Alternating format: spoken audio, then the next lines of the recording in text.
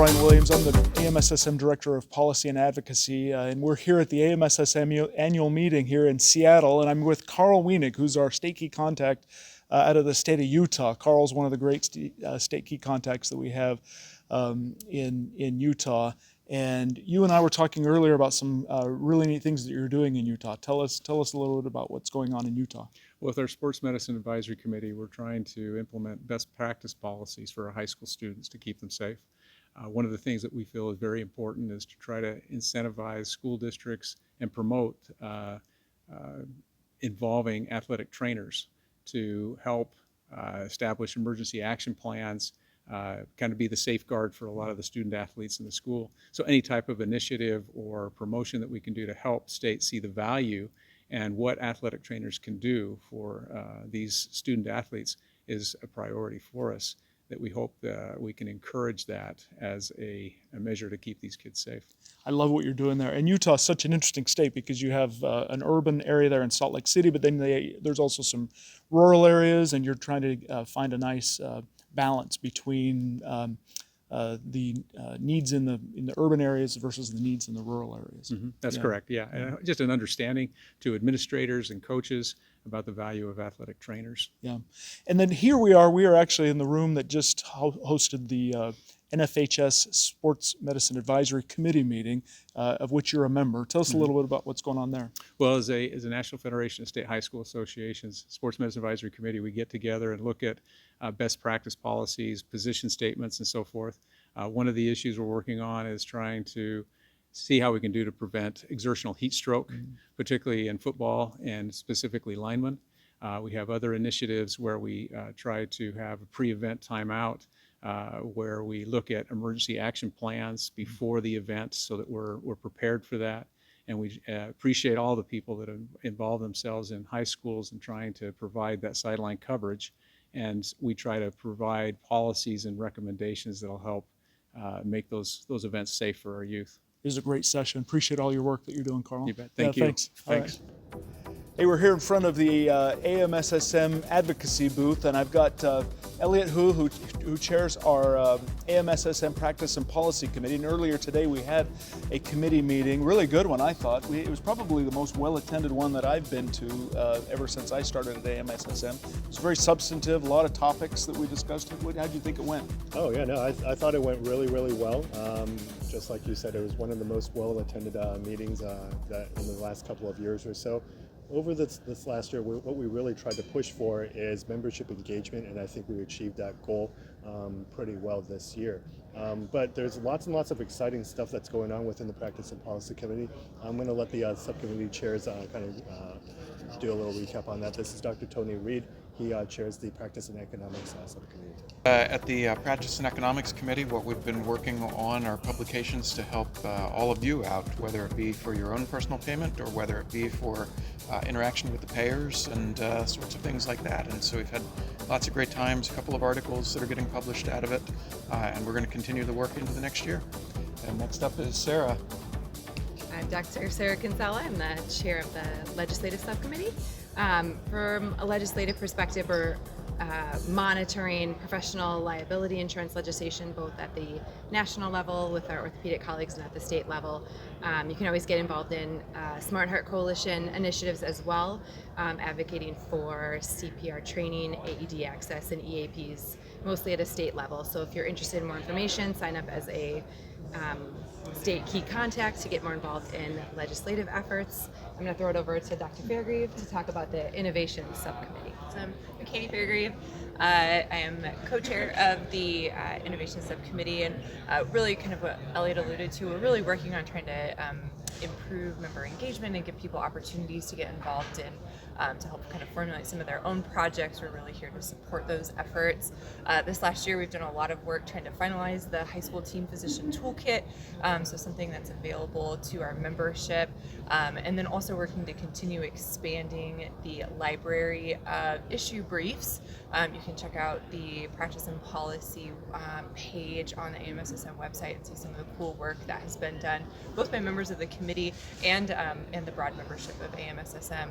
If there are topics that come up in your lives and in your practice, things that you want a little bit more information on, or to help us write an issue brief about those topics so that we have something to give to our local legislators, decision makers, reach out. We're happy to expand those projects and always looking for people to get involved. Hey, I'm here with Leo Oliveira, who is the AMSSM representative to the Physical Activity Alliance, which is headquartered in Washington, D.C. Leo, how are things going at the Physical Activity Alliance? Things are going great. So we're very excited to be here in Seattle with our annual meeting, and this is a great opportunity to update our members on what's going on, right? So we're growing, adding new members. One new member is Strava, so that you're really involved in physical activity. And we're really now going to expand our physical activity challenge to really get the whole nation engaged on physical active exercise. So in addition to that, we have our physical activity plan soon to come out in the next couple of years. So It's going good. I mean, Physical Activity Alliance isn't that old. It's only a couple of years old, and well, it's about 4 or 5 years old, isn't it? And here we are. We're growing. We're bringing Strava on the board, and Leo's doing a great job. Thanks for all your work with the Physical Activity Alliance.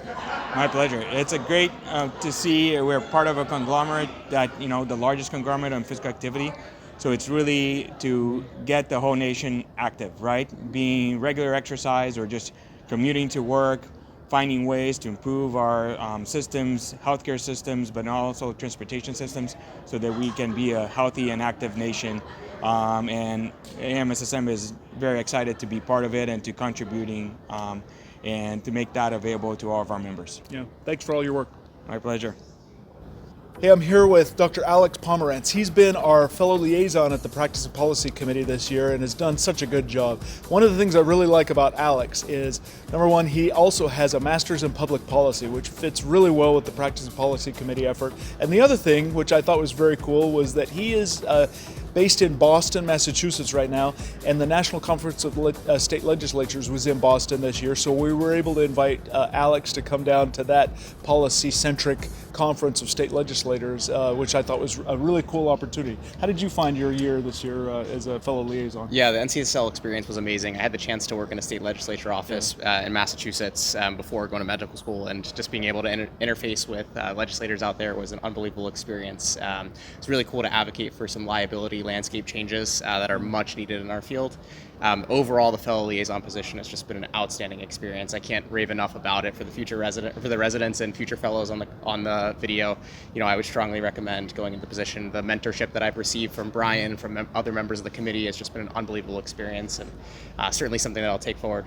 Well, it's been very cool to have you there, and we just appreciate all your work. Thanks, Of course, Alex. I look forward to continuing my engagement. All right, take care. Thank you. Hey, I'm here with Maria Bianchi. Dr. Bianchi is our fellow liaison this year in the Practice and Policy Committee. We're really excited to have you on board, Maria. Tell us a little bit about yourself. So I'm Maria Bianchi. I'm a third-year family medicine resident at University of Iowa, originally from Venezuela, South America. I'm very excited to be the fellow liaison for this year. I've been involved with this specific committee since before residency. It was the first one I joined after moving to the U.S., so it truly changed my life, helped open doors. I've met mentors through my involvement, and I think it has significantly impacted my career in a positive way. So I'm very excited to contribute to the team and help recruit residents and students for volunteer opportunities as well. We're excited to have you on board. So we're going to put you to work. You okay with that? Yeah, all right, excited. Cool. Thanks. Okay.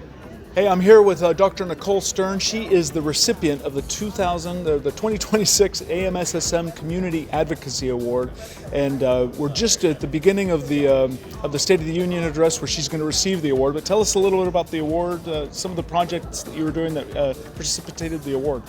Yes, I was very honored to be considered for this award, and it started back many years ago, over 20 years, where I was working with American Indian youth in the Southwest, specifically in Arizona, on trying to incorporate sports, specifically soccer, into their lifestyle routine.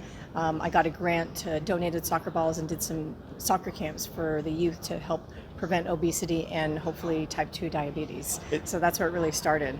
It was such an effective program that you're doing, and it looked fun too. Looked like you guys were having fun doing it. Yeah, the kids were running around, they had fun, and they got a healthy snack. We did a little motivational speech to them and talked to them about healthy behaviors, and then we were able to, hopefully reduce their glucose for the day, and then after that, in my sports medicine fellowship, I did a childhood obesity project working with urban American Indian youth in Oklahoma City.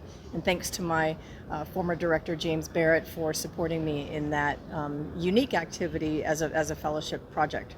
Well, you're doing great work. We appreciate all the work you're doing. If you're ever interested in community advocacy work, reach out to me or somebody else on the Practice and Policy Committee.